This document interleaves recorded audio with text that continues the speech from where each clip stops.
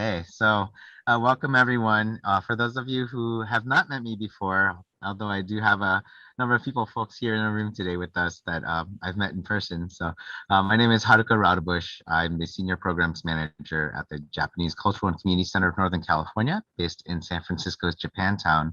And we're really excited to be here today as part of Tadaima's virtual pilgrimage to bring you a small group discussion for the community focused on Shin Nikkei folks and our relationship with the World War II incarceration.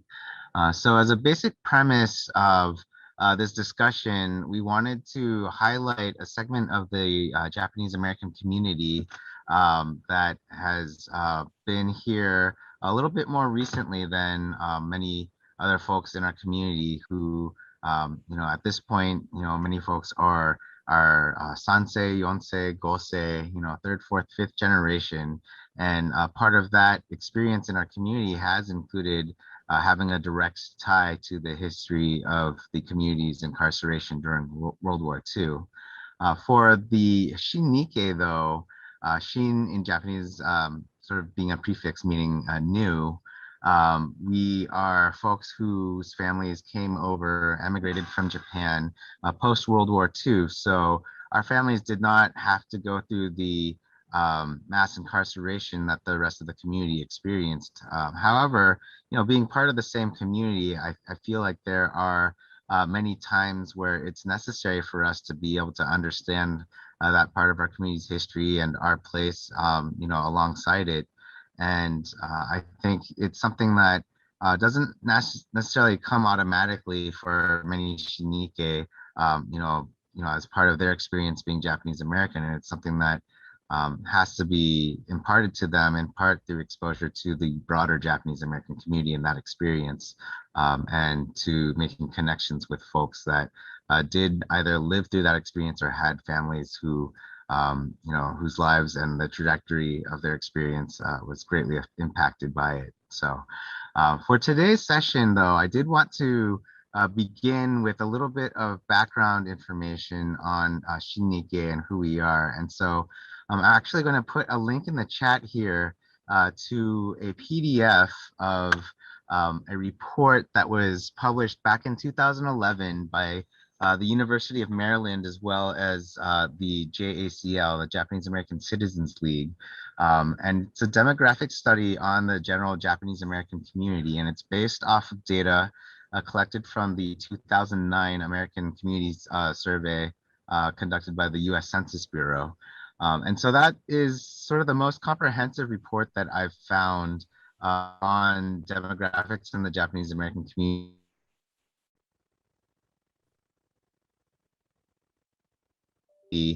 With the most recent national T20. So there should be more reports that are forthcoming based on the data that gets released from that survey. So it's going to be interesting to look at how demographics in the Japanese American community have changed. But in the meantime, I'm going to go ahead and share my screen and bring up this report. So, all right. So let me know if the report is up on your screen for everyone. I know share screen kind of takes a moment sometimes. Does everyone see the report? Okay, getting a thumbs up. So yeah, this is the report that was published by the University of Maryland in collaboration with the JACL. It's a demographic overview of Japanese Americans. And so feel free to keep the PDF that I linked to in the chat. It's really a really great report, lots of great information in there if you haven't already seen some of it before.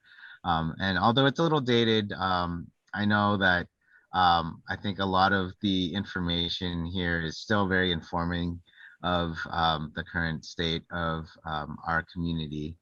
And you can probably speculate in your mind and extrapolate how some of the trends have carried over the last 10 years to the present day since this report was published. But The report gives, historical context as well as just the actual data, and gives breakdowns in terms of different demographic groups and by generation as well for some of the categories. So it's pretty interesting to look at. But one thing in particular that I wanted to start with is to look at the historical timeline to two very specific dates that are relevant to Shin Nikkei in the JA community. And so one is the year 1952. So in this timeline, um, the history here notes that in 1952, the Senate overrides President Truman's veto and votes the McCarran Act into law, which revokes the Asian Exclusion Act of 1924. So as many of you guys know, the Asian Exclusion Act was legislation that significantly limited the immigration that came from mainland or to the mainland from Japan. So prior to that, I think previous generations of Japanese Americans that formed our community, immigrated prior to the Asian Exclusion Act being enacted. And so it was finally revoked in 1952. So yeah, as the report states, the bill permits a small number of Japanese to immigrate to the US and allows East to become naturalized US citizens. So this is also significant to the JA community with respect to, I guess the aspects of naturalization and gaining citizenship, thereby really formally establishing permanent residency and sort of the intent to build a life here in the United States. So I guess prior to that, everyone who had immigrated, was not necessarily allowed to be a U.S. citizen or naturalized. And I think being able to naturalize really, I guess changes even like a Shin Nikkei individual's perspective from identifying as someone who is Japanese national or Japanese to being part of the Japanese diaspora, part of the Nikkei community. And so I think that's a very significant date for us to note. And then the next date as well, 1965, the Immigration and Nationality Act of 1965 rejected the nationality origins as a basis for distributing immigration quotas among countries, and creates new quotas of 20,000 immigrants for any country. And it also gives preference to skilled workers and encourages family reunification. So this act itself also really opened up the doors to immigrants coming in from Asia to the United States. And so that's really where you see the rapid growth of Asian American communities throughout the country, from this point forward. And I think that's also significant too, in terms of talking about the Japanese American communities, I guess, in comparison with other Asian ethnic groups in the United States. So prior to this date, Japanese Americans and Chinese Americans were the most populous groups of Asian Americans here in the US. And at the same time, because of patterns of immigration, and also factors like refugees coming over from armed conflicts in Asia. You had other ethnic groups that were coming over to the United States and forming communities here. And I guess the migration patterns or immigration patterns indicates that immigration from Japan kind of slowed down over time. And it hit another boom, I'd say, in the 80s. And, my own family was part of that wave of immigrants to the United States in the 1980s. But since then, immigration from Japan really hasn't been on the same at the same rate as other countries such as like China or Taiwan or Korea or places like India also, right? There's a lot of immigration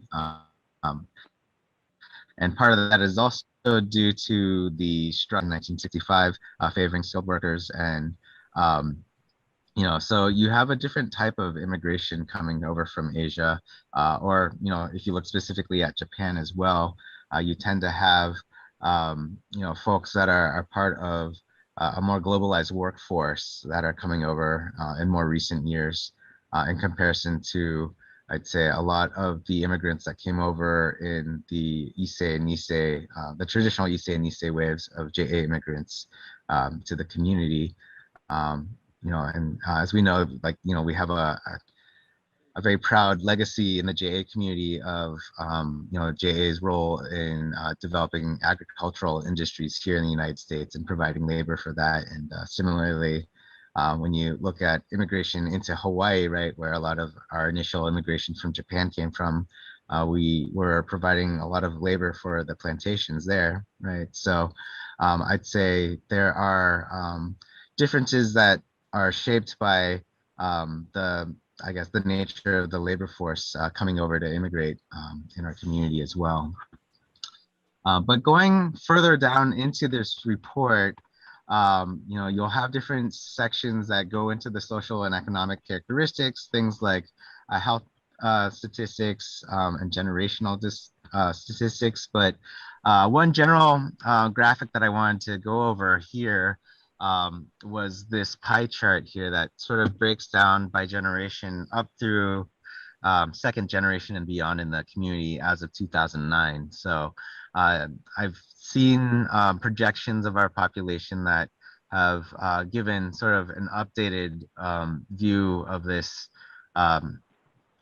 look at our generational breakdown as a community. But in general, as of 2009 at least, first generation Shin Nikkei folks made up 36.1% of the total US Japanese American population. And then this would be people of Japanese ethnic origin residing in the United States. So not necessarily everyone included here would self-identify as Japanese American necessarily. So they could be Shin Nikkei or Japanese nationals included in this. But then we have 1.5 generation, 7.6. So I myself call myself Shin Issei, first generation, but I think my own cultural experience is closer to that of 1.5 generation. And that's for folks that have parents of a mixed generation. So they might have one parent who is an Issei immigrant and another parent who is Nisei or Sansei or Yonsei. So they're sort of a hybrid of having the Issei immigrant cultural experience, but also, having a foot into more established, generationally at least, cultural experience of Asian American or Japanese Americans that have been here for multiple generations.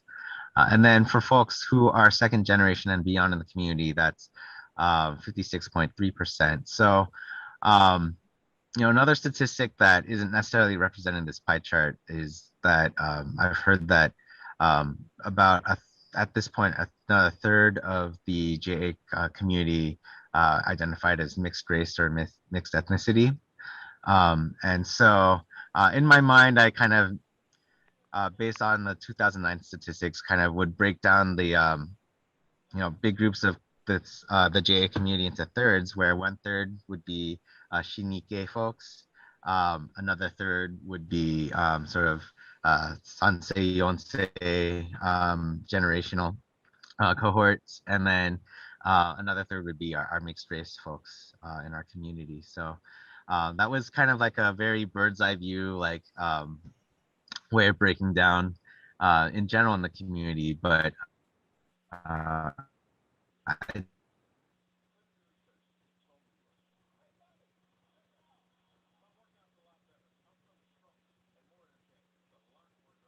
I've seen projection statistics that are saying that over half of our community when they come in. But I'll let you guys sort of just explore the report at your leisure. So you'll find as a community in the United States, but also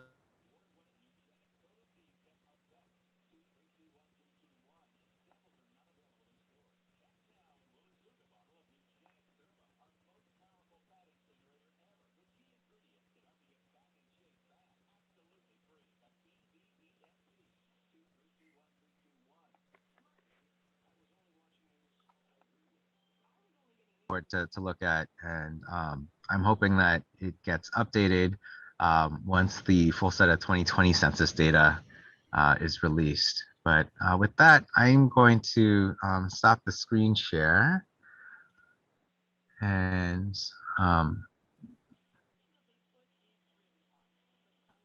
okay. Sorry. Seems my internet connection is a little unstable. But with that, I did want to go and initially had a planned panel to open this session as well with a couple of Shin Nikkei folks that I'd invited on, representing different areas of the country as well as different age groups within our community as well. And unfortunately, two of my folks, one here in Northern California and then another based in the East Coast in New York, were unable to join us today. But I do have one friend of mine, Kaz Sato, joining us from the greater Cincinnati area here, who is Shin Nikkei. And I'd like Kaz to share a little bit about himself, and we can sort of model sort of the things that Kaz shares to, model our own, pieces that we share about ourselves in our discussion today. So, Kaz, if you wouldn't mind introducing yourself, where you're from, and sort of your family story and how you came to the U.S. Okay, my name is Kaz Sato. Actually, my first name is Kazuya, but most people just cut down their mind and can't pronounce my name and just saying Kaz. And anyway, I was born in Japan, 1942. So if I were born in this country, I would have been born in camp, I think. Anyway, my parents, my father was a school teacher. My mother was a homemaker and was grown up in Yamanashi. Kofu is the capital of Yamanashi Prefecture. There until 18 and came out to Tokyo for college. Actually, as you know, that the college prep schools is around, and I failed one exam, and so I spent 1 extra year in Tokyo. Are we already on daylight time? And then I graduated from college called International Christian University, which is slightly different from other Japanese community. So I was more into sort of never land of between Japan and international things, mostly American. Mm-hmm. And then came to United States in '65 to pursue my schooling. And so I came as a J1, not foreign student, but the foreign visitor or something. And I stayed till 1970. My wife, in the meantime, I married my wife, Betsy, who is from Ohio, and she's Caucasian. So that is another interesting thing. 1966, you're not supposed to be married in some of the places. Interracial marriage was prohibited, and like Indiana, we were married in Ohio, and Michigan was where we were going to school, so we didn't have any problem. But anyway, my life in the United States is surrounded by Caucasian family. my wife was going into Japanese studies, so in that sense, my toes or my foot was kept in Japan side of things. And then came, she had a PhD study in Japan. So we went back to Japan, and normally I was in Fulbright, so I was supposed to be staying in Japan for 2 years, but they gave us extra consideration. We could come back to the United States in 1971. So, and all through that time, I've been with the periphery of Japan in college environment. In 1972, my wife found a job in Cincinnati teaching Japanese history. So we came down to Cincinnati and immediately got snagged by Japanese American group, JACL group, that were teaching Japanese studies to school teachers. And then international festivals that we were brought in to help them out and this and that. So I have been, it's quite a little bit of a unique situation from Japanese, just came from Japan, I guess, because half of my foot is in Japanese thing, and half of my foot was in American things.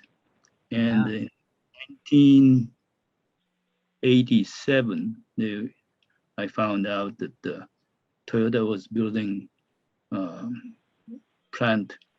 automotive plant in Georgetown, Kentucky, which is only about 60 miles south of Cincinnati. And I found a job there and started working for them until 2009. So I get involved with the Japanese culture that way. But I find that the things, what I feel and how I feel about Japan and US is a little bit different from those people who are coming from Japan with the company and stayed. And I feel a little bit different from Nisei people who are brought up in the United States, but both parents are Japanese and keep doing things Japanese food and customs and stuff like that. So I'm in between, kind of strange situation. I'll stop it there, and if you have any question, please ask me. Great, thanks so much, Kaz. So yeah, I think a large focus on today's discussion that I wanted you guys to all explore was how being Shin Nikkei kind of puts us in an interesting position that gives us a different experience, a different lived experience.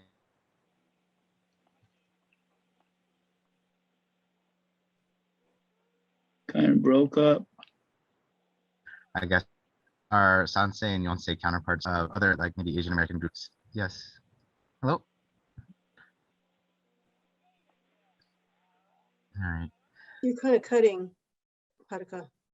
Okay, I'm sorry. I think that's just based on the strength of my connection. But so I guess I wanted folks to go around and introduce yourselves. We'll call on folks to go. And so if you could maybe speak on your own experience if you are Shinike, and talk about sort of how there might be similarities or differences that you've observed in your cultural identity and experience, whether it's through food, language, what media you consume or are familiar with, cultural touch points, or as Kaz was mentioning, things like customs, practices in the home, that sort of thing.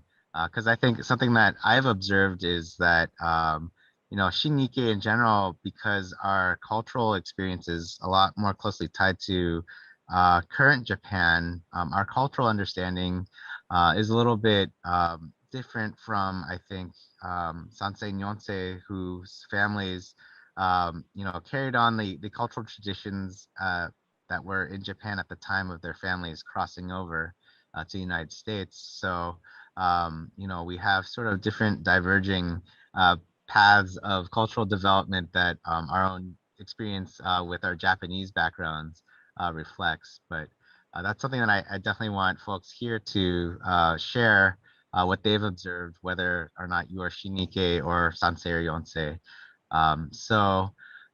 With that, then if you guys could introduce yourselves, I'll go first. I'm Haruka again, and I'm in San Francisco. My family immigrated when I was 2 years old from Tokyo. My father at the time was attending a graduate program at San Francisco State University. So that's the reason my family came, but then they ended up staying because they felt like they had better economic opportunities here to establish a life for our family.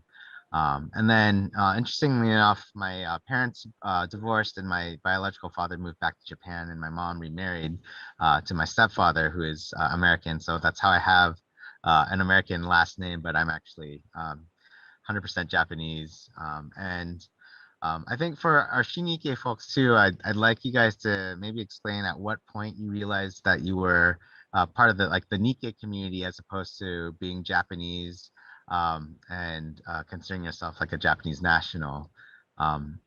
So at one point, did your own identity maybe transition as well? So um, yeah, why don't we start off with Sam, since Sam, you're the first person here in our session today. If you might share with us your own experience, if what generation you are, and if you're not Shinike, certainly if you can share any sort of experiences you've had where you've gained an understanding of maybe the sort of cultural nuances between JAs and Shinike.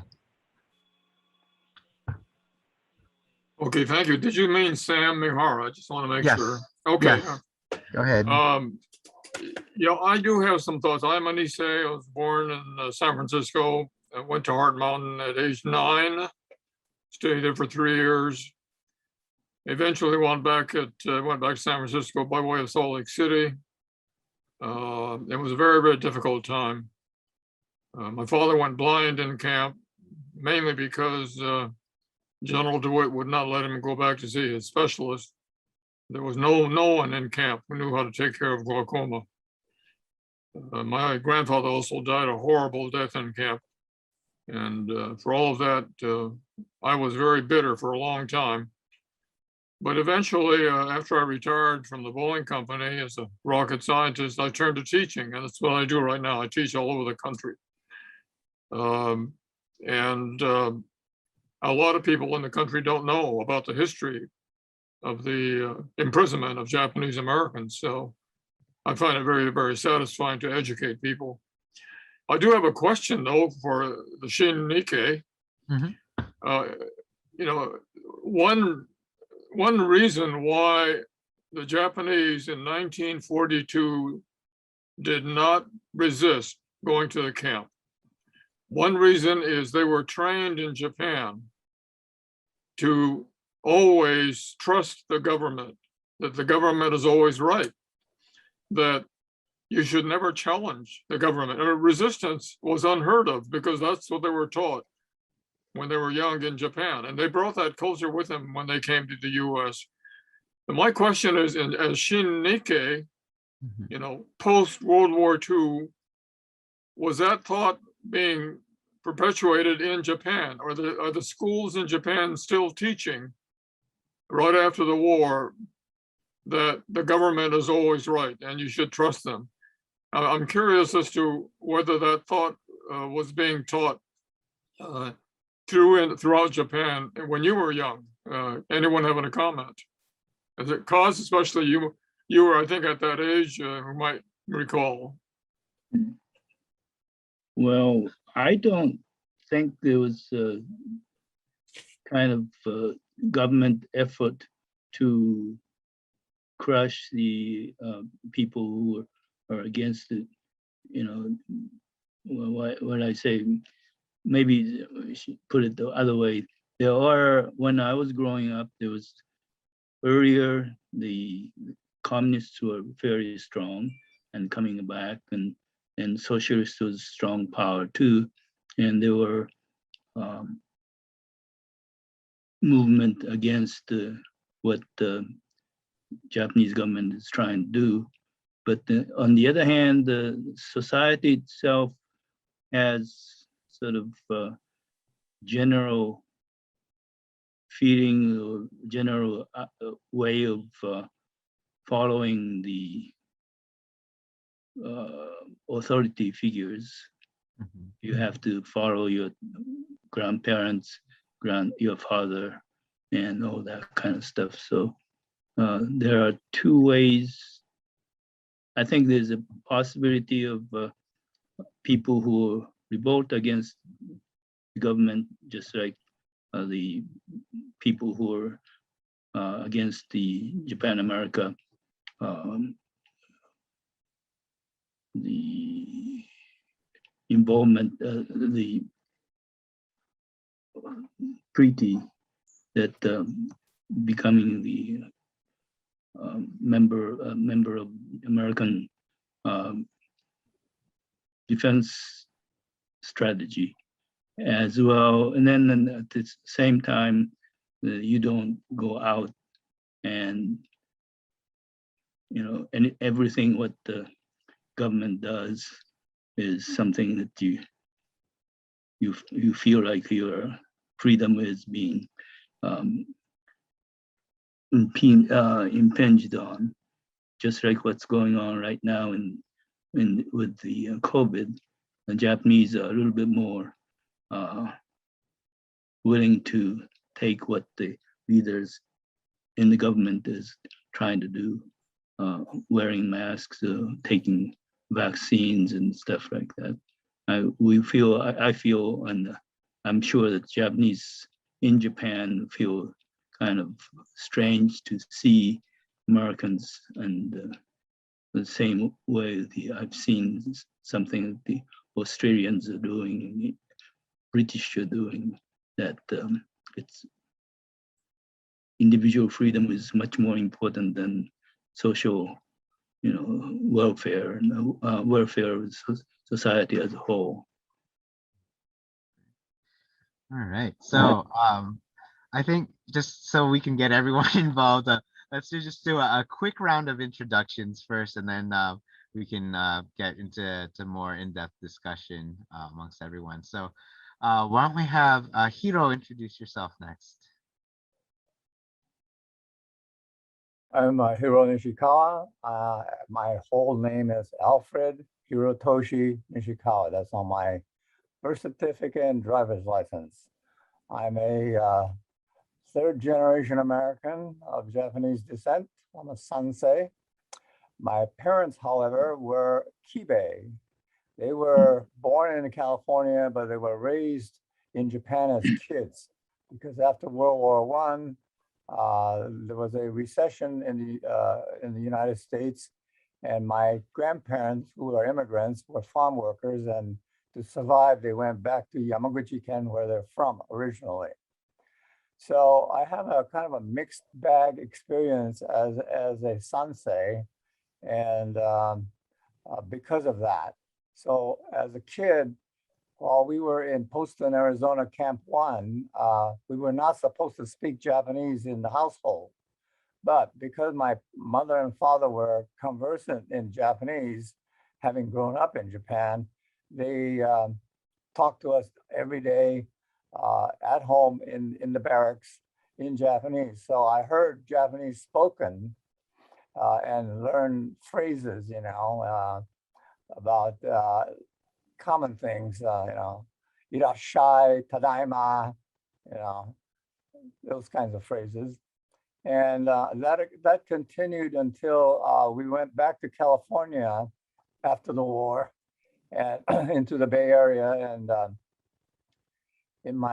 we ended up in Gilroy, California, now the garlic capital of the world. An agricultural town of about, I don't know, at that time, only 4,000 or 5,000 people. It's probably now around 40,000. Anyway, the experience there, I grew up among a lot of people in the JCL, etc. And so the prevailing, and my parents never talked about camp life. So as a kid, we never heard anything details in terms of what they suffered through. And I got interested in Nikkei history after I finished Berkeley, and that has become my hobby for the rest of my life. And in the last 20 years since I've retired, I've done a lot of reading, and this is one of the reasons for wanting to join this conversation group, because of the unique situation of Shin Nikkei. And so I'm interested in finding out the different experiences that they incurred, because even my so-called Nisei and Sansei experience is not the routine that you would run across in the JCL. And one thing that came to mind was the handling of the whole war experience. And a phrase called gambare was used a lot. In other words, my parents' generation basically said it was gambare that allowed them to withstand the intolerance and so on, and the maltreatment by the US government. And so as kids, without explaining to us why, they said, you have to learn gambare, because as you grow up, that's what's going to allow you to survive any adversity.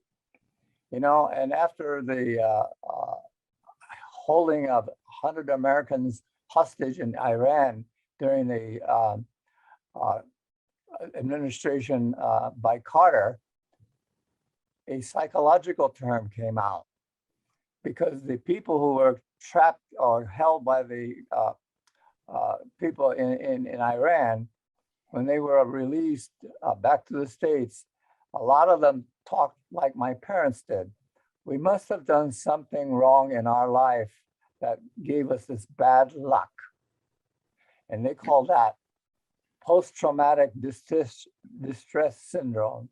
And then finally, all that came together in my head as to what my parents and their generation went through. Anyway, let me just stop at that. And I'm interested in hearing other stories. Thank you. Thank you, Hiro. All right. Next, why don't we go to Lisa?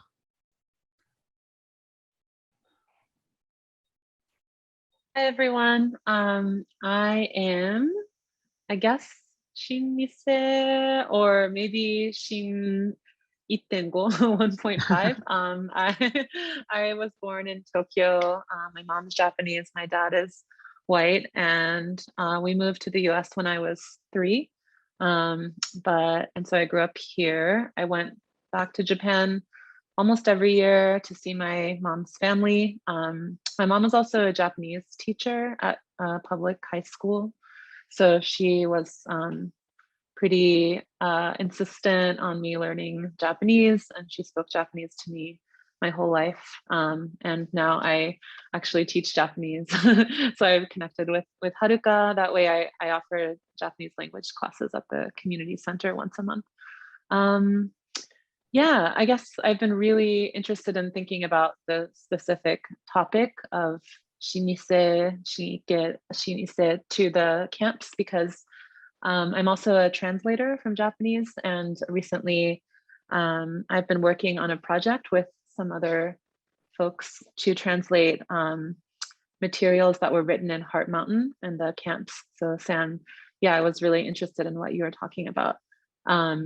In the Heart Mountain internment camps, people who were incarcerated there wrote poetry and essays while they were there, actually like 6 or 7 volumes of a literary journal called the Hatomanten Bunge.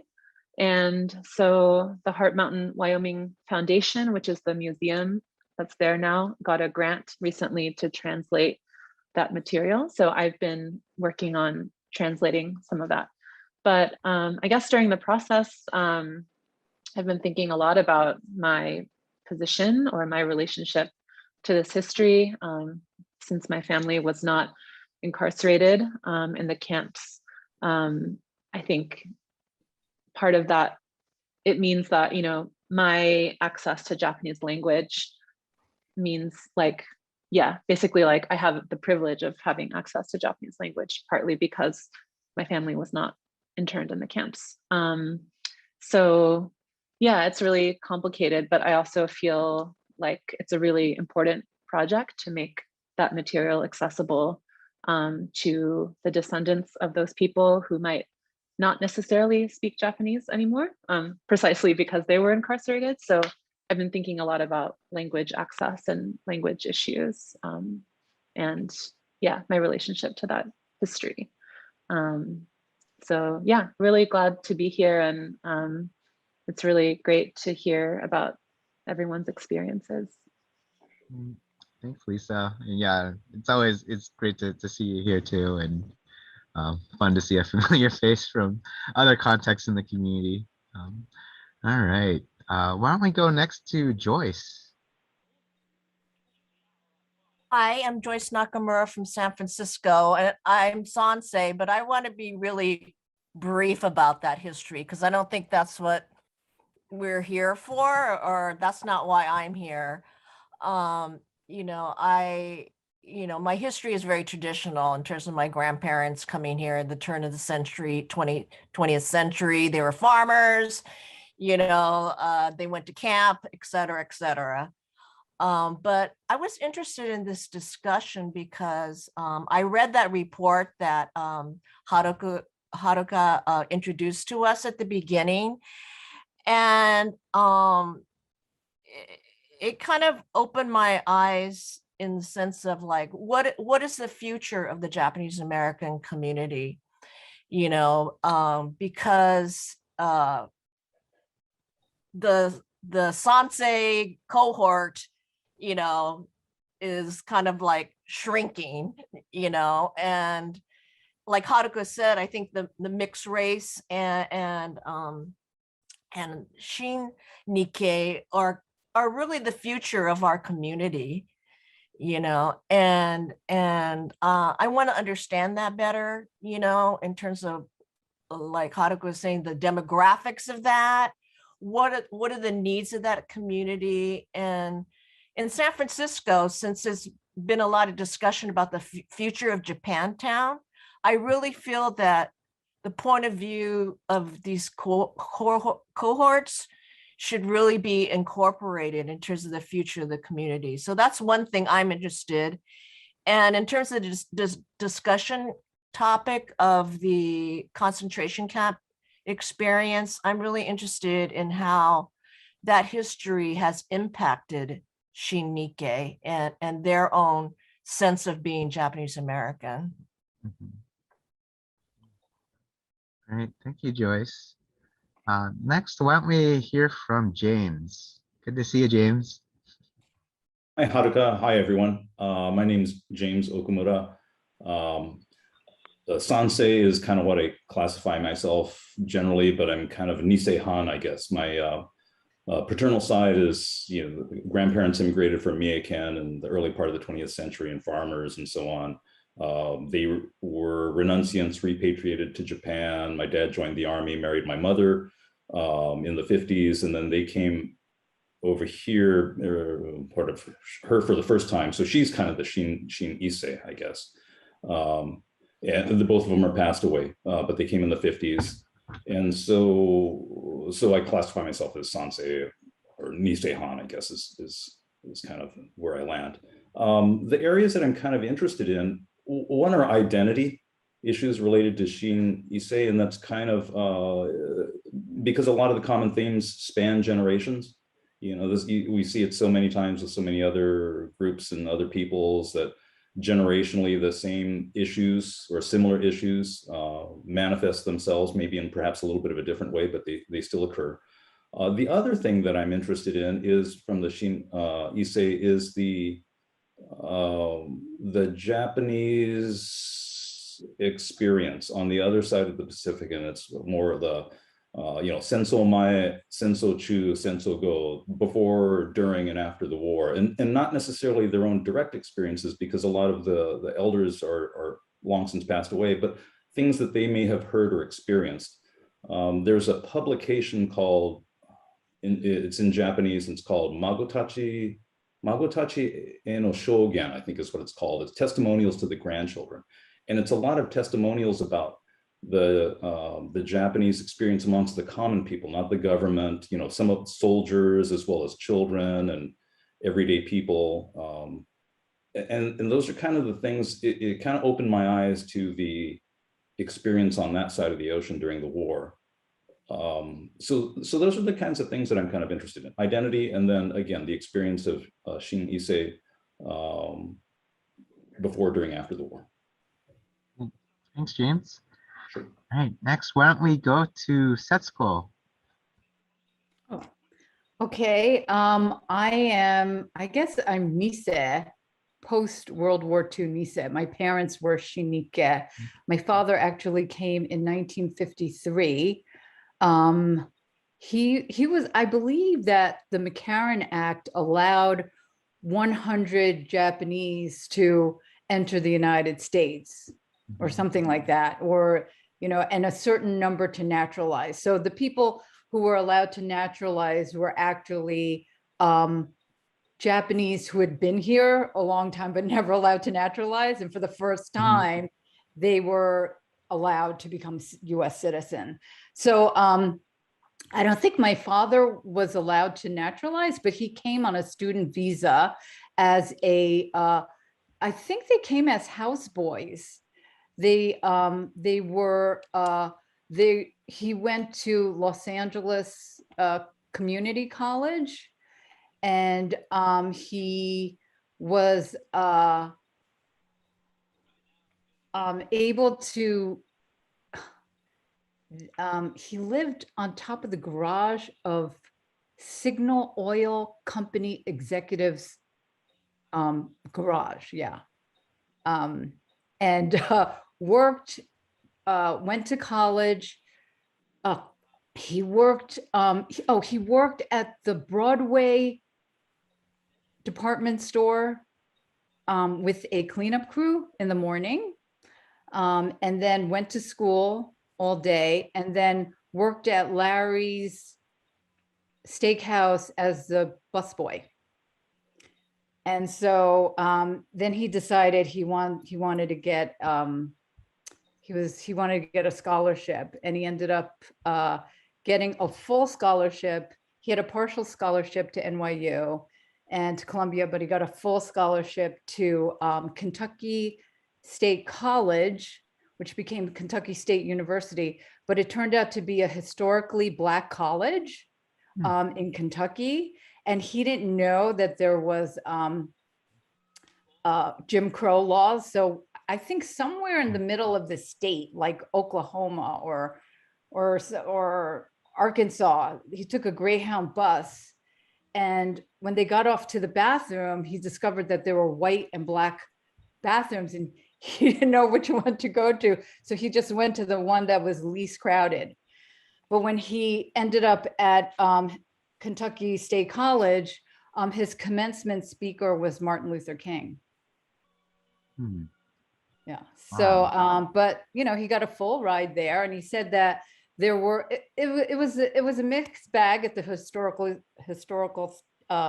Black college. Some people didn't study very hard, or other people, they really wanted to learn, and he said some of the smartest young people there he met were really amazing. So, but he ended up in New York, and he started a store called Azuma in the 50s. He actually opened one of the earliest Whole Foods macrobiotic restaurants, but needless to say, in the 50s, they were celebrating, TV dinners and, preservatives, so it didn't do that well. But they learned how to import things from Japan and China and India, and so they had you know, a little store. I was born in New York City, and that's I basically grew up speaking Japanese to my mom because she didn't really speak English, and we would translate. We would, you know, if the telephone guy came, you know, he would say, what kind of, you know, do you want a princess phone? Do you want to dial up, or do you want push button? And we would have to translate for my mom. So in many ways, we had to grow up really early. Oh, also the other point about the East Coast is that no Japanese people really live near each other. They were encouraged not to cluster. And I found out that this was a rule that was established by the War Relocation Authority, and New York City was a relocation city. It was Boston, New York, Chicago, Detroit, St. Louis, Washington, D.C., Minneapolis. I have a whole list of the relocation cities, which is what I've been researching, but recently.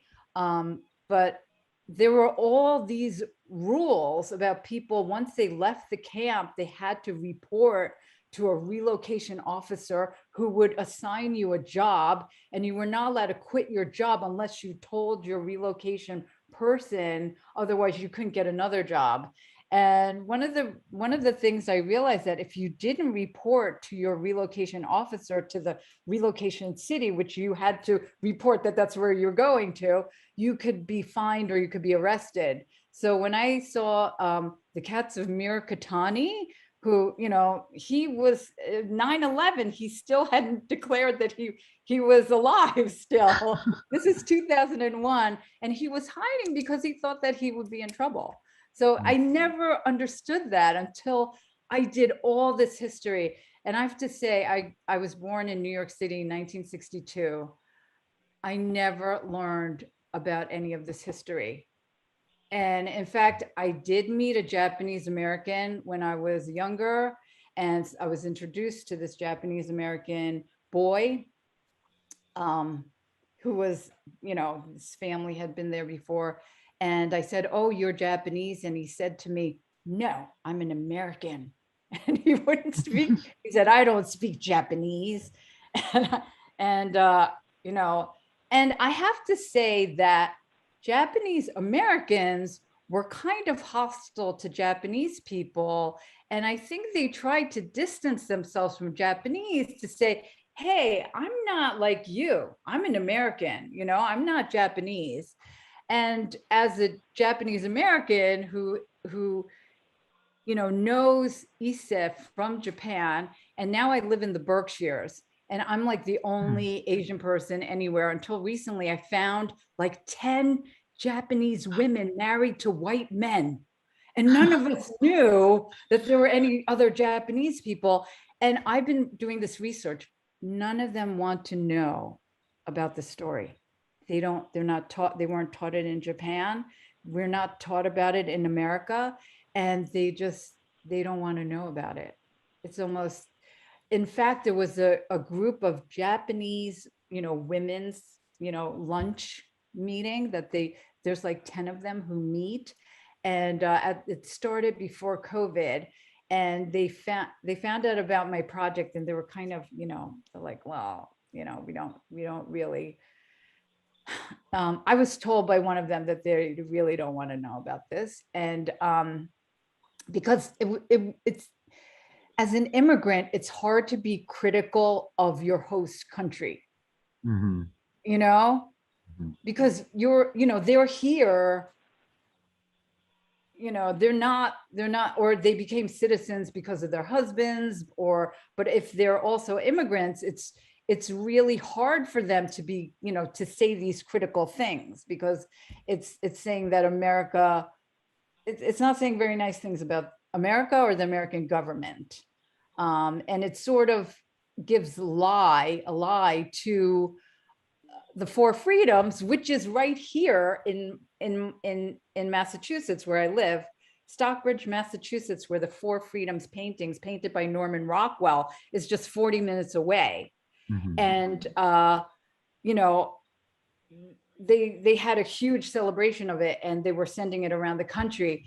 And I did this art project, and I was originally invited to be part of it. But in the end, they decided not to have my project in there, and they had no Japanese story in the entire exhibit that traveled around the country. Yeah. I feel So- that some of the Japanese, not the ones that were married to American soldiers, but the people who came as a part of Japanese industries and stayed, they seem to be, at least my take is that things has happened is not my story, somebody else's story, and we don't want to get involved.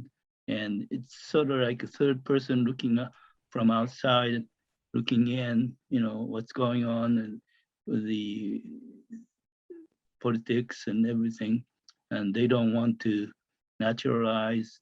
I feel like, you know, they should be naturalized and say something to the society and also contribute, but they don't do that. Thank you. Let's see, we haven't heard yet from Paula. Why don't we have you share? Well, thank you.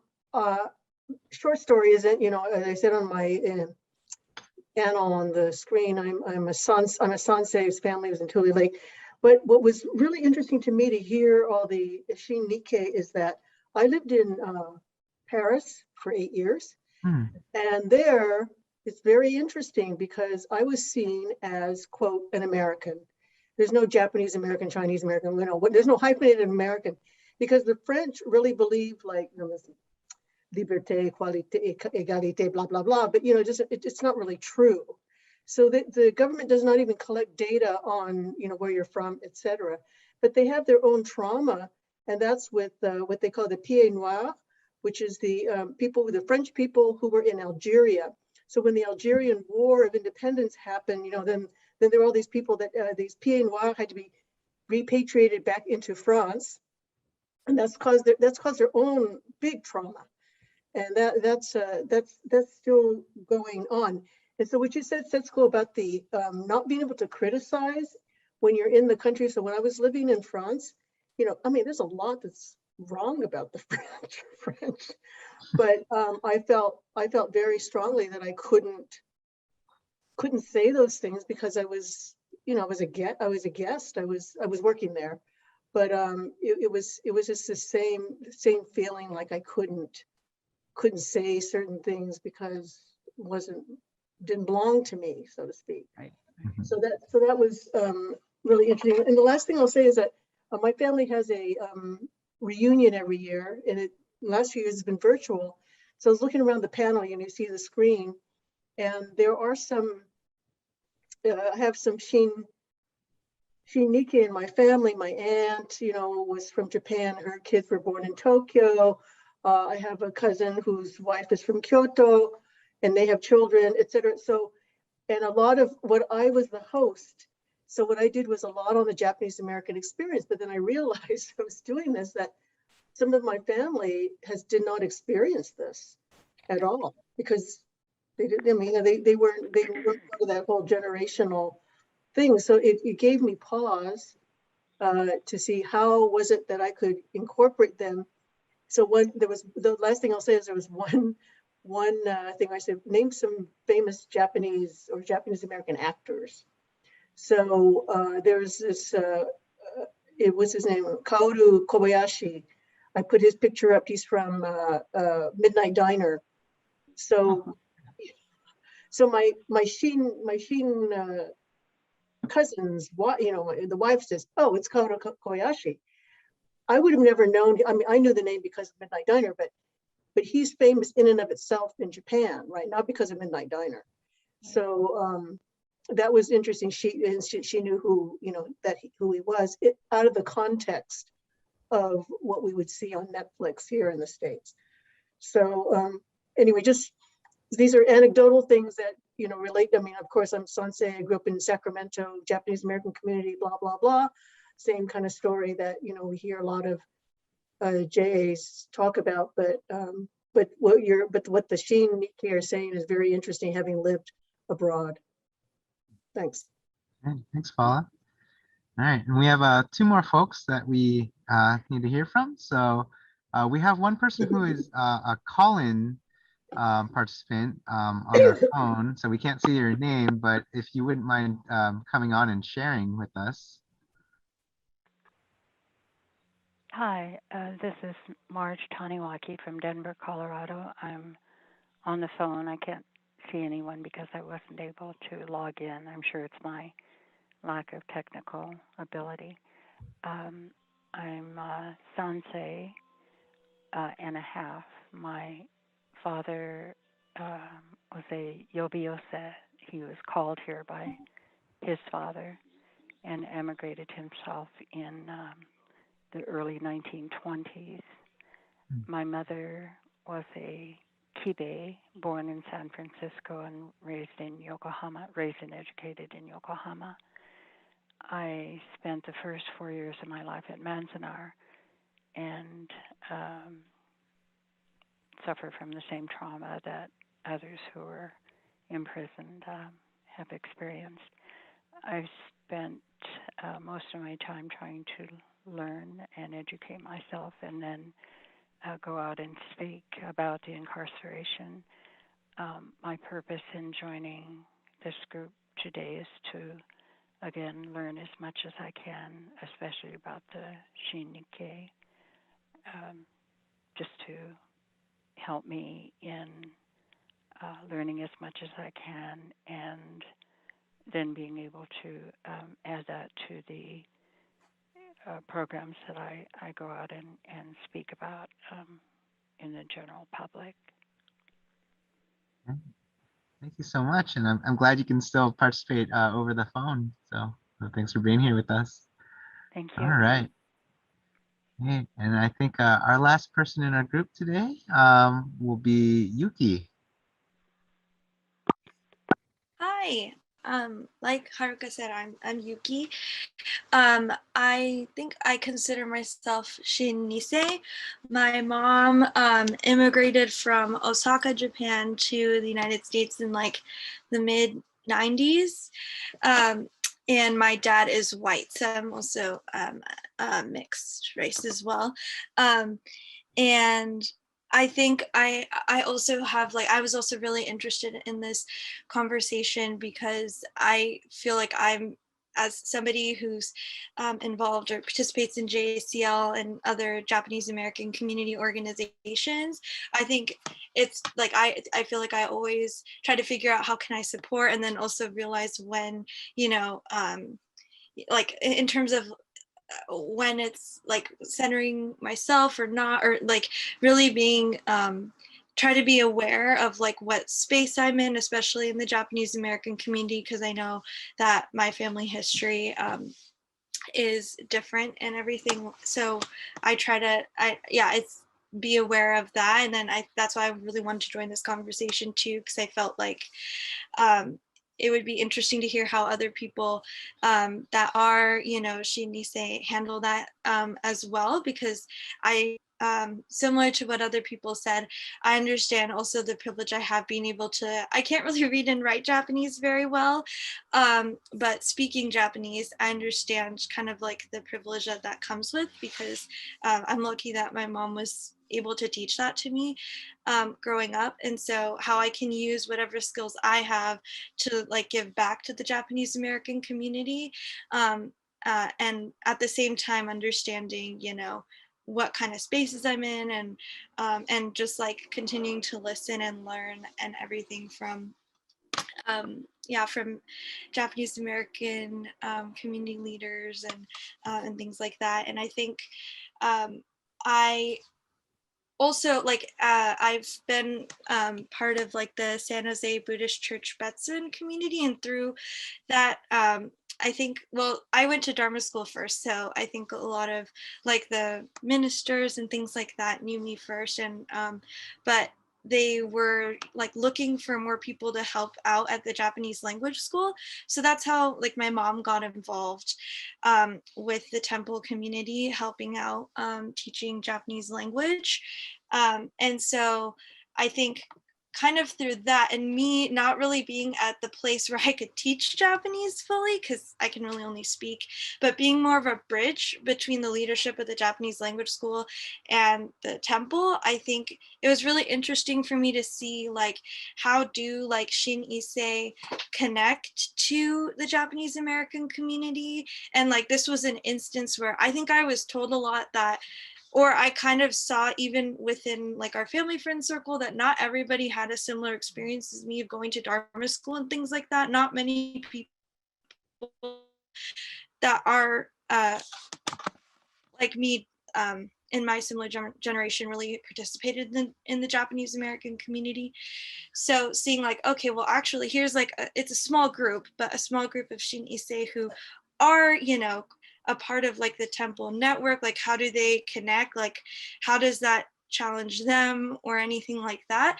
I think was something I was really interested in. So that's kind of what I've been, I think, focusing on as well in college, is trying to figure that out too, like connections between more recent immigrant generations and then those that have established themselves for many generations before them.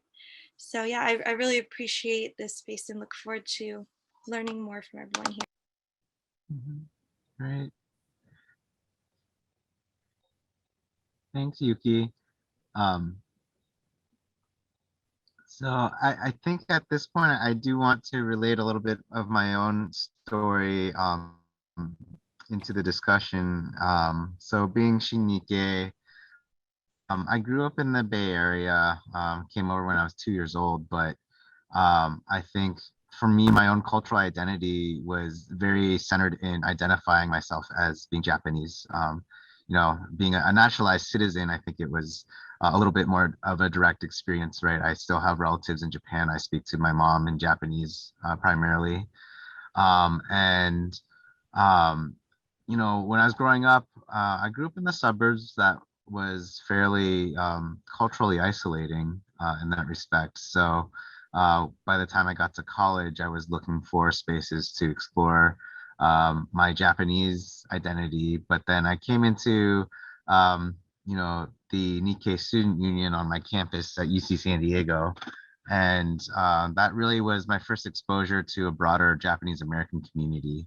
And it really expanded my understanding of my own identity at that point to understanding that I was in fact Japanese American. I was part of the Nikkei diaspora at that point, you know, because my family had transitioned to being naturalized citizens and, you know, really had no intention of returning to Japan at any point and resuming life as a Japanese person in this world, you know, but, you know, being part of this broader multicultural American society. So that was, you know, a pretty significant step in my personal identity development. But then, you know, being part of a Nikkei community, you know, it gave me, you know, a direct connection to friends whose families were part of the incarceration, right? And also, I think these days to be involved with the Japanese American community is largely a matter of personal choice for folks. And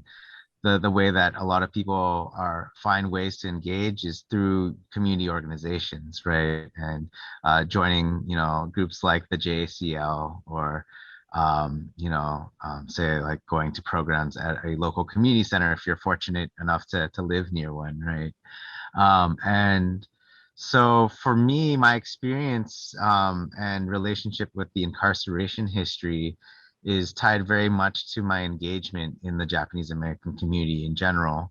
But I think for me, my personal connection also, and why the history resonates for me, is that I think my vantage point from being the child of an immigrant is a deep appreciation and understanding of how difficult things are, how challenging it is to be an immigrant and to build a life in this country.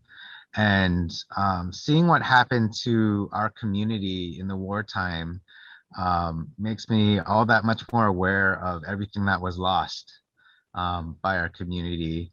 You know, really empathizing how much people's sacrifices were all just taken away from them. I think that profound sense of loss is something that, something that I feel like I need to honor in some way, as far as how I engage with my community now.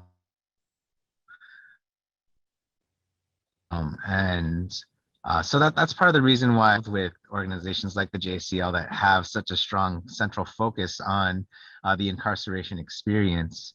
And I realized that, just because I didn't experience it directly because my family wasn't connected directly, just because of that doesn't mean that, as a member of our broader JA community, that I'm not in some way affected and connected to it as well. But I wanted to hear from other Shin Nikkei folks too, if they might be able to share at what point were they introduced to like the history of the wartime incarceration, and what sort of connection had they felt, or has their understanding and connection to it grown since they were first introduced to it?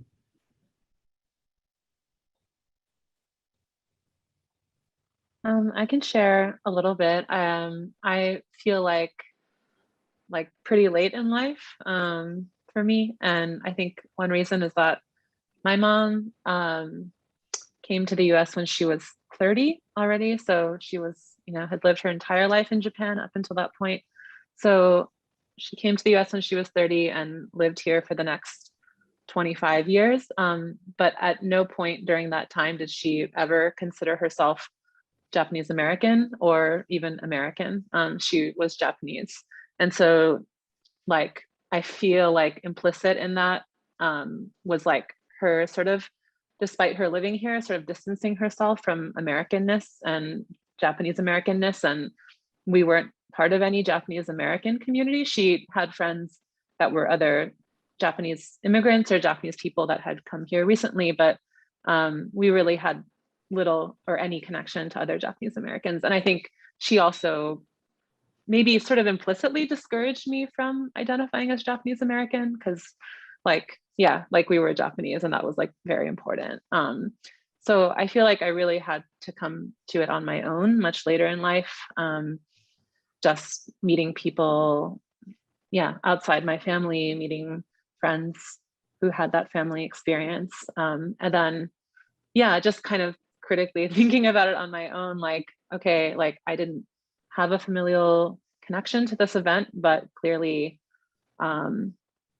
it has affected a lot of people who share my history in some way. And I'm, interested in it and want to learn more about it. But it's certainly not a history that was taught to me in my family or in the schools, at any point. So I think I'm still continuing to think about my relationship to it. I can share my first time that I heard, and I've said this before on one of the Tadaima programs, but I learned about it when I was 13, and a substitute teacher came in and brought in a book called Farewell to Manzanar, which was first published in 1973. And I think she just did it on her own. She was like, oh, Japanese student, let's bring this book in. And she told this story about how all these Japanese were rounded up during World War II. And everybody just sat there really quiet. And one boy said, that doesn't happen in America. That's something that happens in Nazi Germany. And the teacher was like, no, it happened here. And then another boy said, well, if it happened, then she ought to know, pointing at me. And the whole class looked at me and the teacher, and I had never heard anything about this. And I just wanted to just disappear and shrink under the table, under my desk. And I had to say, I'm sorry, I don't know anything about it. So they said, see, didn't happen. That's about the last I really heard about it. But you know, on the East Coast, there were just Japanese. We didn't know any Japanese Americans who had come before the war. I think they just kept to themselves, or they avoided Japanese people, or a lot of them, if they were in the camps, they were forbidden to learn Japanese, so they didn't learn any Japanese. So often, I know my parents, my mom, her English wasn't very good. So she was so happy when she met another Japanese person, they could speak in Japanese and they could talk about the food that they liked, or, I don't know, they could just talk about things that they could reminisce. And so I think when they met a Japanese American, it's just like meeting another American in a way. So so a lot of people are like, well, they're Japanese, and they think that there's supposed to be a connection, but there isn't. So I know that when I go to Japan, I'm called an American. I'm always an American when I go to Japan. She's Amerikajin. When I'm in America, I'm Nihonjin desu. Kanojo Nihonjin desu. So I mean, I speak and read and write Japanese. I worked for a Japanese securities firm, Nikko Securities, which no longer exists in New York. They were all Japanese from Japan. I also worked for NHK on an English language program. And then I ended up going back to journalism school, and I worked for NPR for 10 years. And at NPR, I did several World War II anniversary shows. And there many times they said, they never mentioned the mass incarceration of Japanese Americans. And they said that things like the concentration camps, or the lack of freedoms that happened under Nazi Germany, could never happen in the United States because of FDR and the Four Freedoms. And they say that all the time. And they were actually saying this during 2017, 2019, during the anniversary, the 75th anniversary of the Four Freedoms. So anyway, the whole time that I was at NPR, there was this denial of any of this happening. And one of the first shows I did was this was at a local member station at WNYC before I joined NPR in Washington, DC. But it was the 50th anniversary of World War II and the end of World War II, where they had refurbished the Enola Gay and was going to show it for the first time at the Air and Space Museum. And there were so many protests from the American Legion, the air and space industry, from veterans, that the exhibition was closed. It was never seen. And I had gotten a catalog for this show. It was part of the Smithsonian. And this was in journalism school. I went to NYU journalism school, the Carter School of Journalism. And I went to a cafe and I left it there, and I've been haunted ever since, because I've had arguments with World War II historians saying that this show was censored, and they said they don't censor history in America. And I always I was like, yes, they did. And if I had that catalog. But since then, I found a book. There was actually a book written by the curator who did that show. So, and it's called Exhibition Denied. So, but I've been doing lots of research, not necessarily on the Japanese American experience, but on US policies, what the government, who were the parties who wrote this legislation and why, and when they were written, and also the laws that helped make it happen, most of them which happened way before Pearl Harbor even happened, and the plan to put Japanese into concentration camps pre-existed Pearl Harbor. So I've been at dinner parties many times out here where people said, you had to be put away, Pearl Harbor. You had to be nuked, Pearl Harbor. And Pearl Harbor is used as an excuse for all kinds of loss of freedoms in the United States. And they often say Pearl Harbor and 9/11 at the same time. You'll often hear Pearl Harbor with 9/11. So they use 9/11 is the new Pearl Harbor, right? And that's dangerous. Both times those acts were used as a way to remove all freedoms from huge segments of the American population. So I came to this story not as a Japanese person, I came to this story as an American and as a journalist, looking into American history. And for the 75th anniversary, I was invited by the National Archives at Hyde Park, which is part of the FDR library. And they found out that I was visiting all the US concentration camps, all 10 of them. And I documented them with a photograph with 120 hand-pinched yellow T-balls. And they invited me to create a site-specific image at the FDR library.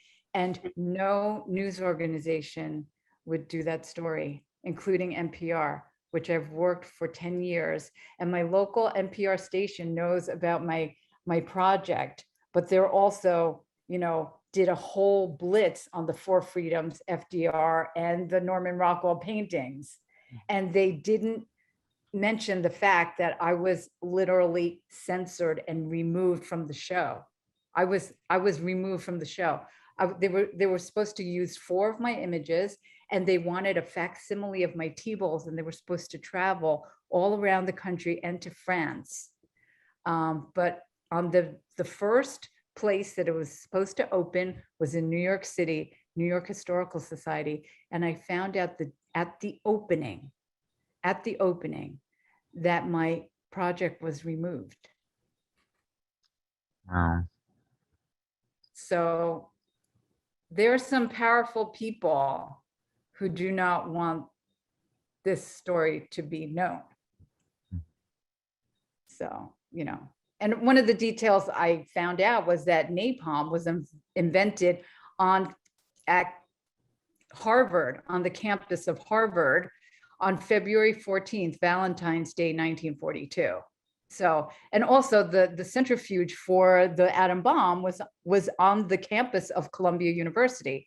I have 2 cousins that went to Columbia. My sister graduated from Columbia. We don't learn about any of this. And it was called the Manhattan Project because it actually happened in Manhattan. The uranium was stored under the Verrazano Narrows Bridge. So. Tokyo bombing was the bomb used the napalms.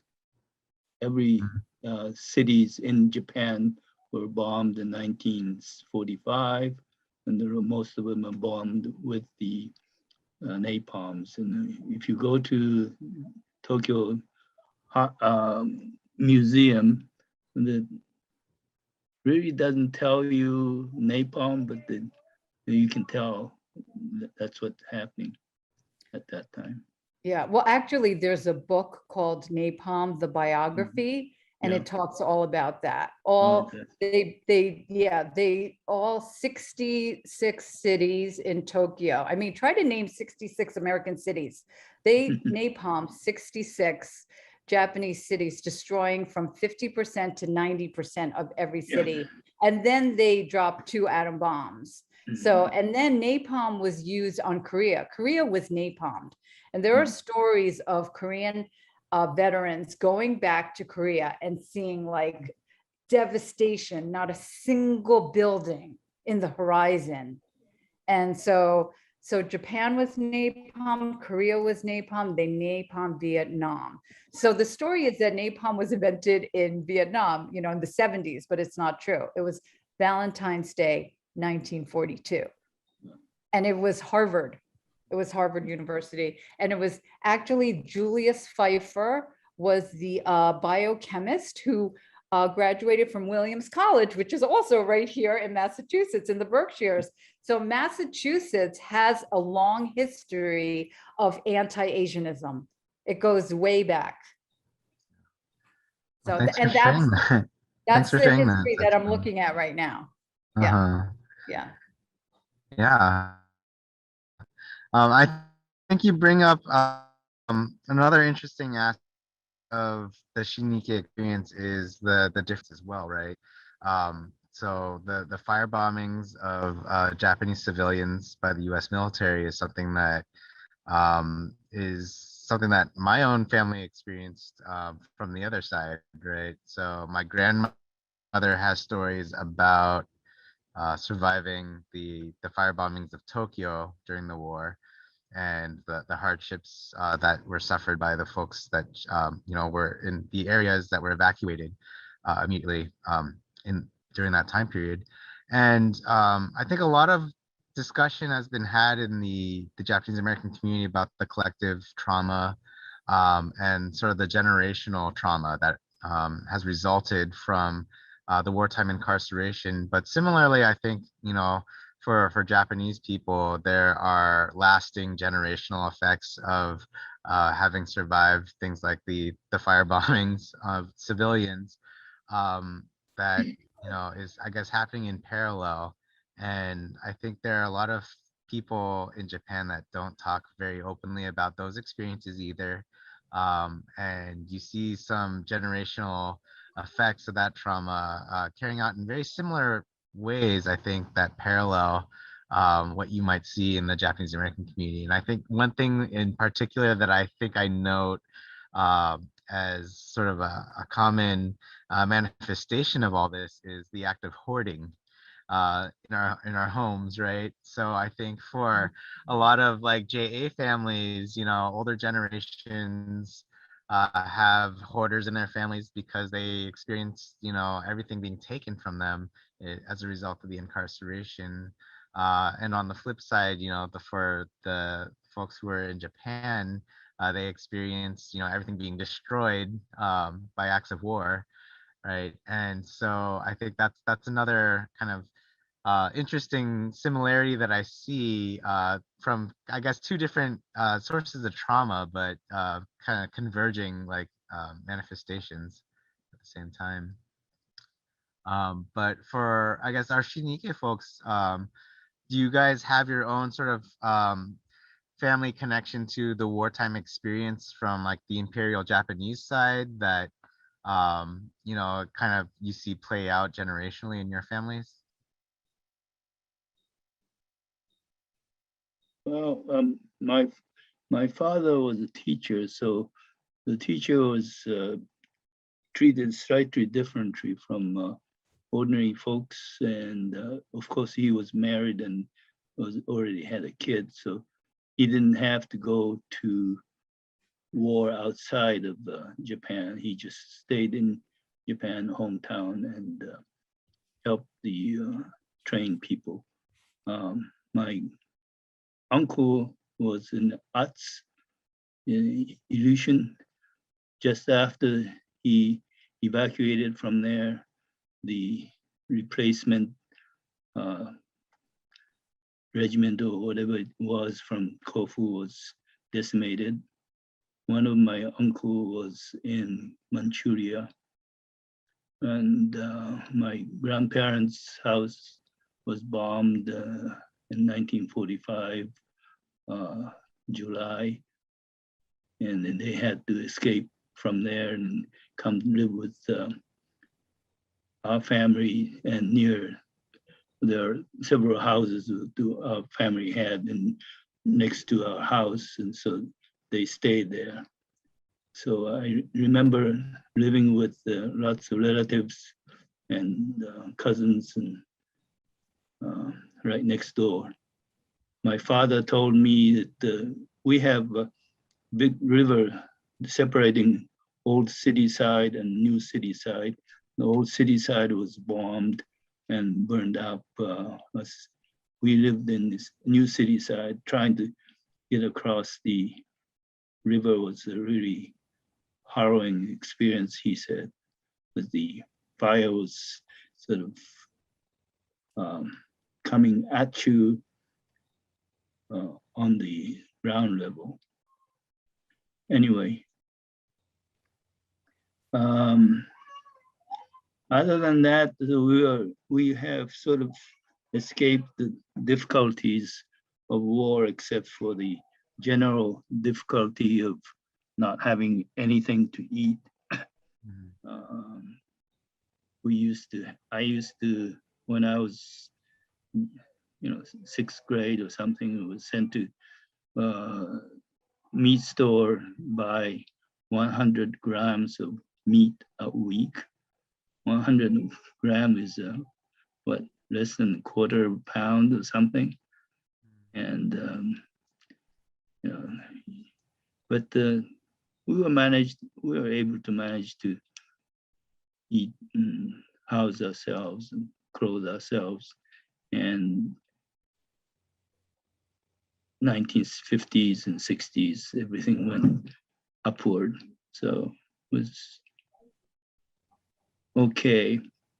But going back to Japanese American experience, since I came here as an adult, my English, as you can see, is not as smooth as you guys. And I had a terrible time trying to read all the assignment in graduate school, 1,000 pages a week kind of thing. When you read about 10 pages an hour, 1,000 pages, it's a very difficult stuff.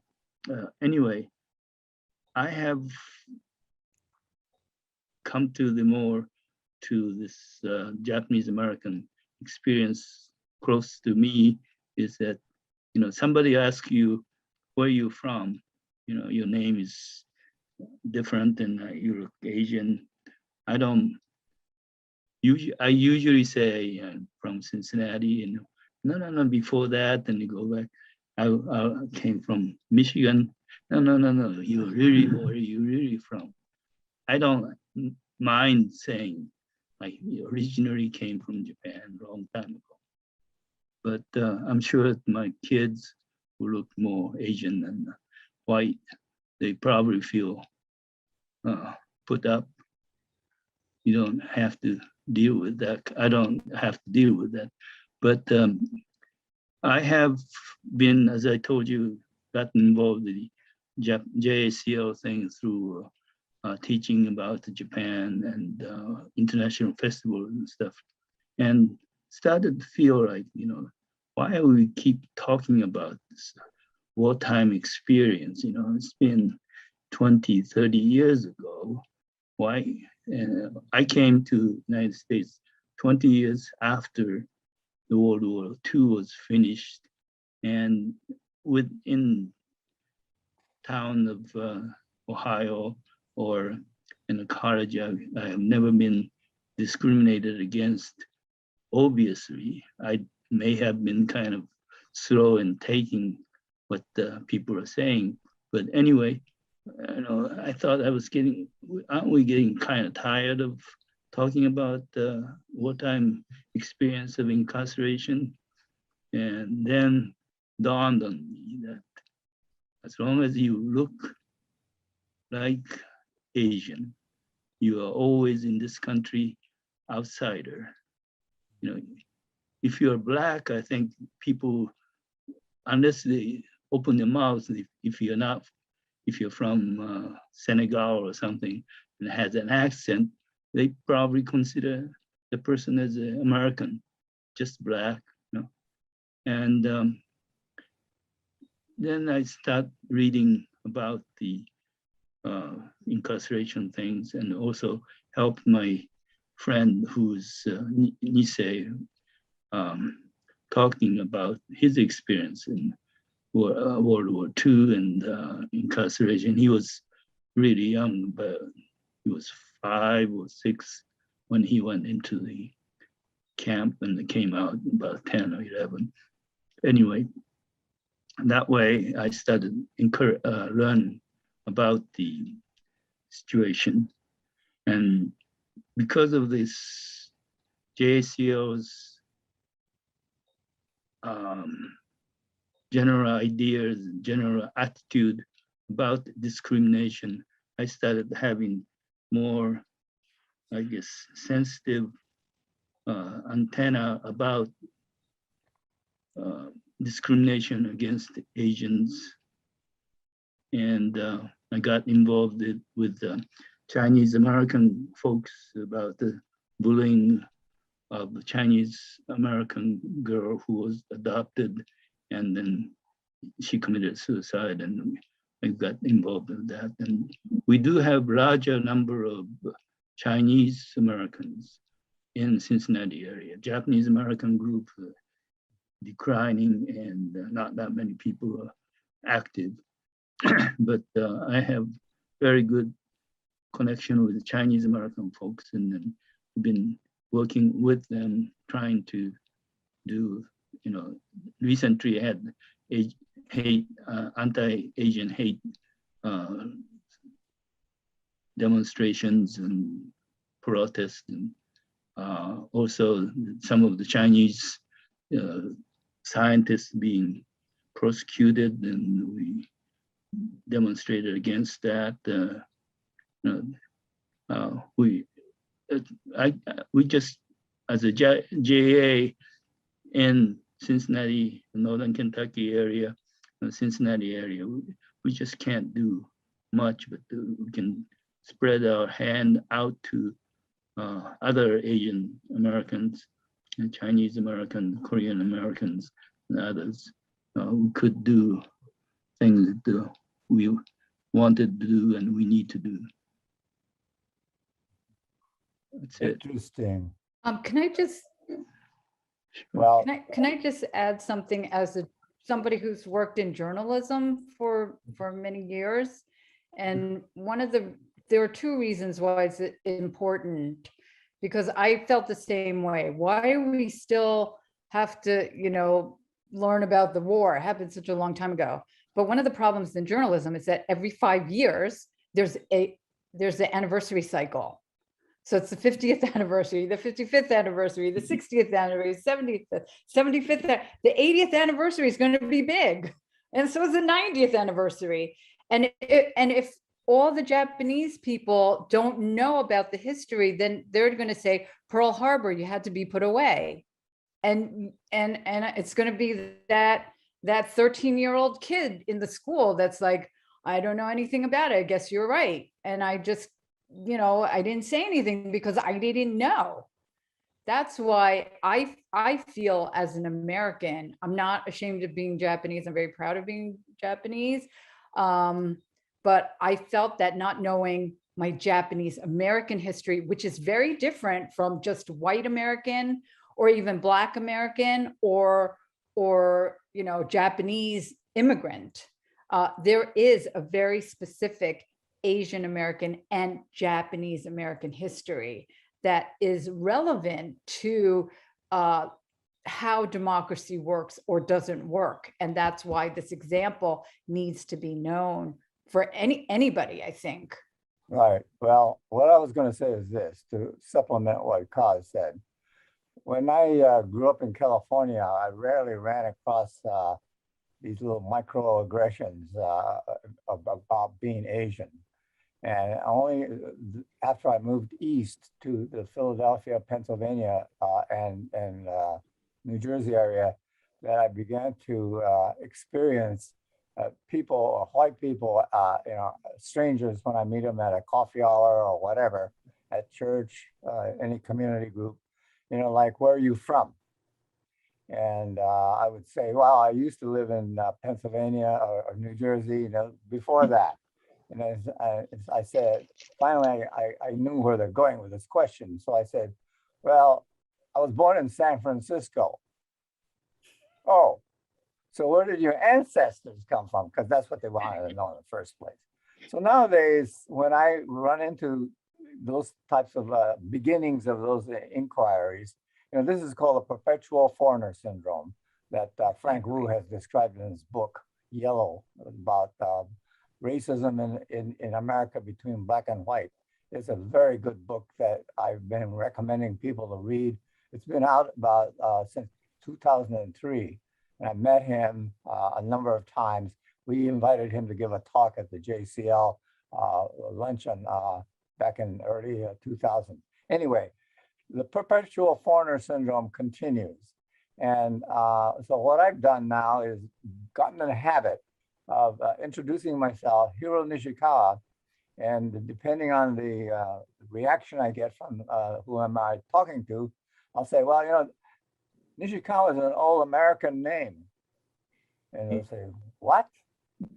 I said, well, my grandparents came from Japan in 1900. That means Nishikawa name has been in North America for over 120 years. I would consider that an old American name, wouldn't you? Pause.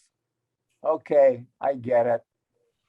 You know, so I'm doing more and more of this kind of stuff up front and saying, you know, I'm a third generation American of Asian descent. Put it all out there in front, up front. And by talking also, that's the other thing. If you don't say anything, people make more assumptions about you. So on introduction, I start talking immediately and show them how good my English is, because I used to get comments on that. Okay. And so any number of people in this audience and elsewhere have encountered that. Now, the other thing we haven't really touched on is mixed race marriages. Both of my son and my daughter married non-Japanese. So my grandkids are half Japanese and half something else, usually English, Scottish.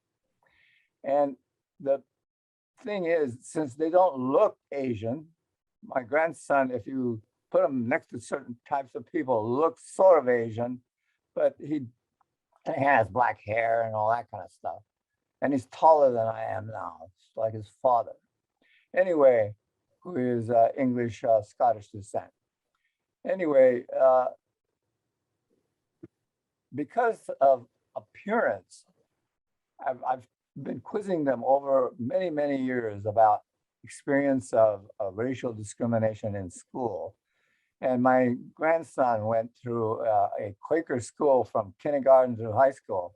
And he hardly ever ran into this issue because his graduating class of 50 students was like a United Nations. And I went to that. And my granddaughters, on the other hand, live only 5 minutes from our house here in Pennsylvania. And because one of them is blonde and blue-eyed, I don't know how the hell that happened. We thought the hospital sent the wrong kid home when the baby came home. And the other one is dark-haired, but she looks like she's from the Mideast, has darker skin than normal Japanese, et cetera, et cetera, et cetera. And so they hardly ever run into that.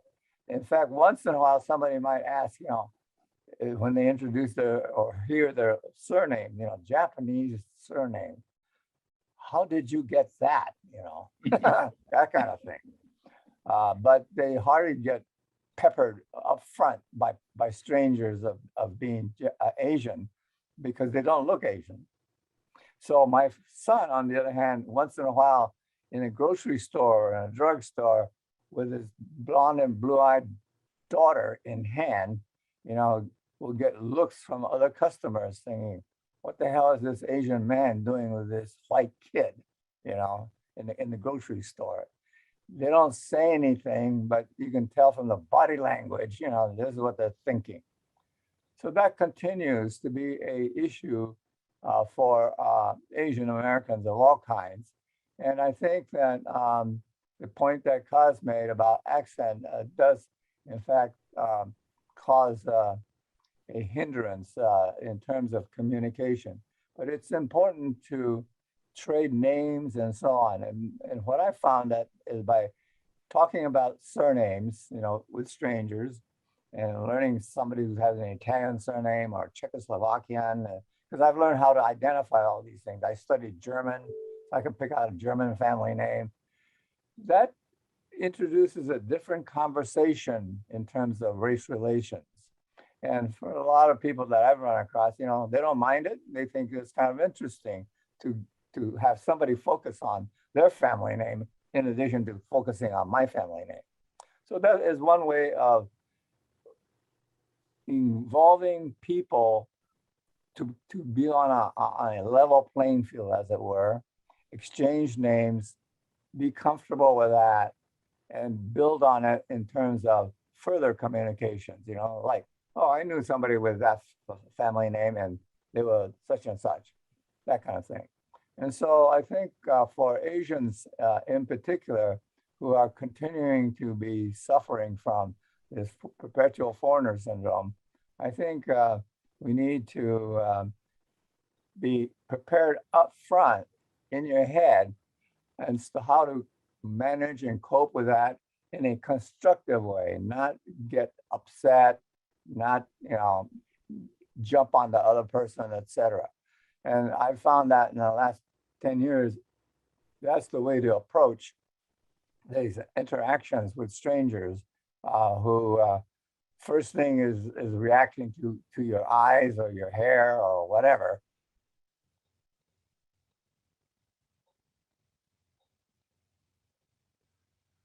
Of another significant segment of the Shin Nikkei community, and talking about folks who are mixed race, I think there are a lot of mixed race folks in the Japanese American community who are part of military families, right? Where the father was like an American serviceman who maybe was stationed overseas in Japan and married a Japanese national, and then at a later point came back to America with his mixed family.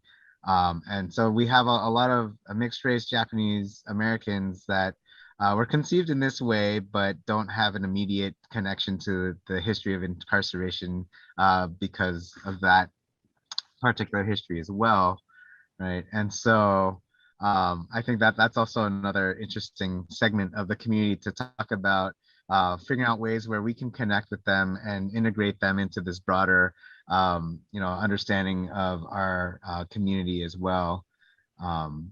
But certainly that's something that I think is very dependent on like individual relationships that are formed with folks in terms of their pathways to this understanding.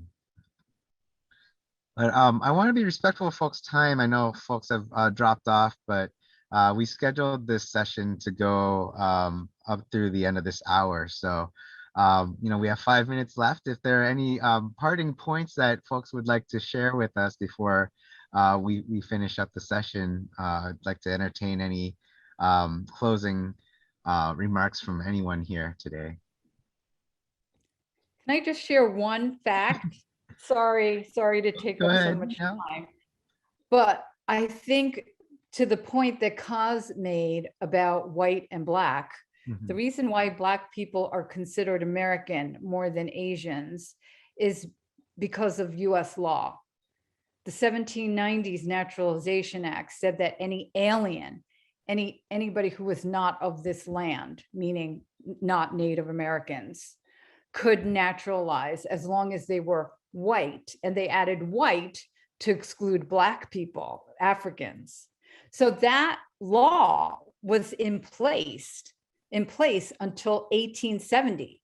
So almost a century, from 1790 to 1870, you had to be white to become an American, to naturalize. So then it was like, well, that's why Asians became a conundrum, because they're like, well, are they white or not? They're not Black. And so in 1870s, after the Civil War, there was a attempt to take the word white out of the Naturalization Act. And instead, because they were still trying to take land away from Native Americans, and they also didn't want the new yellow peril, the Chinese who were coming in great numbers and had finished building the railroads, they updated the Naturalization Act to the 1870s Naturalization Act and added whites and persons of African descent or African. So that's why white and African, it never said Black, it said white and African. So then Asian people couldn't, petition to be a citizen saying that they were African, because they're clearly not from Africa. They can't prove that they aren't from Africa.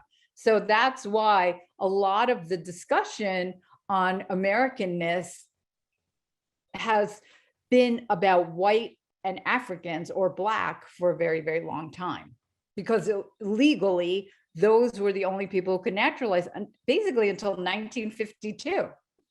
Exactly. And that's why my parents were raised in Japan, since my grandparents on both sides could not become naturalized. They could not own property in California after 1913 with the alien land law. And Right. so I think that had a huge ramification. And by the time 1952 came, the Walter McCarran Act, they were both deceased. And so that had a tremendous impact on my parents, who were American born, fortunately, but were raised in Japan because of their parents couldn't do anything in the US, couldn't settle permanently. Right. Right. And if you were born here, you even if you were Japanese, you could be a citizen because of the 14th Amendment, you know, which gave birthright citizenship for the first time. On that point, my father had dual citizenship, de facto. And so when he went to marry my mother in Japan in 1936, he actually went to the city hall and of the prefecture and resigned his Japanese citizenship. And because already in 1935, with the rape of Nanking, everybody on the street in Japan was worried that a world war was coming. And he didn't want to be recruited by the Japanese Imperial Army. Mm-hmm. And so he actually, but he had to give up because of the rule of primogeniture. By resigning his Japanese citizenship, he could no longer inherit any property in Japan that was owned by the family.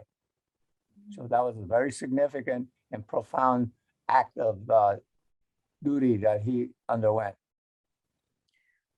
Right. And conscription, mandatory conscription was brought into Japan after, I guess it was the 30s or whatever, because before that, it was military was a very elite group of people, right? The samurai were an elite group. It wasn't something that anybody could do. So it was after the you know, Meiji period was over and you got into Showa, you know, and they put it in mandatory conscription. So a lot of Japanese left Japan because they didn't want to fight. They didn't want to be want to fight. Yeah, they didn't want to be in the military. Yeah. So anyhow, I need to go now, but this was a fascinating discussion. And thank you very much. As you could see, I'm full Japanese, but I have a British immigrant husband. A woman of great taste. Yeah. That's fabulous. I actually, my grandfather used to live in Lenox, Massachusetts, so I'm quite familiar with the Berkshires. So I have fond memories of that area. Come visit. Come Yes. visit. Yeah. Absolutely. All right. Well, that's all the time we have for today's program, but thank you all so much. And especially thank you, Kaz, for sharing your experience with us today. And we hope that we see you again soon at our remaining Tadaima schedule of programs. So hope you learned a lot today and got to engage in a thought-provoking discussion here. And we will see you at our other programs. Thanks, guys. Bye. Bye-bye.